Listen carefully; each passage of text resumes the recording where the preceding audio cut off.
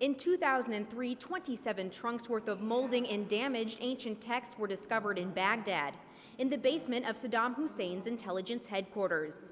They were relics of Iraq's once thriving Jewish community.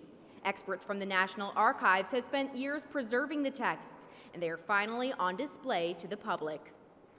U.S. soldiers were trekking through Hussein's flooded basements, looking for weapons of mass destruction.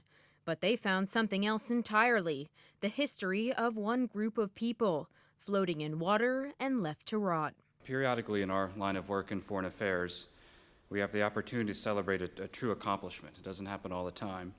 But in this case, from the rubble of war, we have the recovery and preservation of a sample of Iraqi Jewish heritage that flows from the historic to the modern.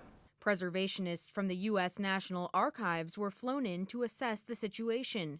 The materials were frozen to protect them from further damage.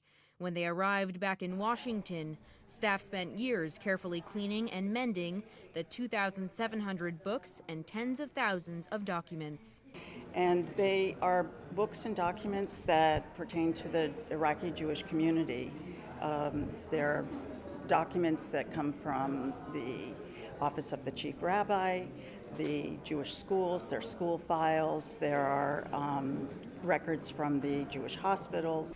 From segments of the Torah to Hebrew taxi receipts, these texts illustrate the daily life of a community largely forgotten by time. In 1910, 56,000 Jews lived in Baghdad, but anti-Semitism rose steeply, eliciting new restrictive laws and popular killings of Jews. Today, Iraq's Jewish community has all but disappeared. However, now Iraq's diplomats are trying to project a different image of their country's attitude to Judaism by being open about Iraq's troubled relationship with the Jewish community.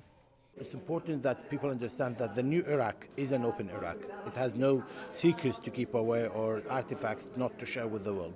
So the more projects that we have of this type, we are encouraging it for it to be digitalized, analyzed, and be reviewed. And I hope in due time we will have a similar exhibition like the one we have down here to reflect that rich history. This project has helped ensure the preservation of Iraq's Jewish heritage. But these items are only temporarily on display in Washington.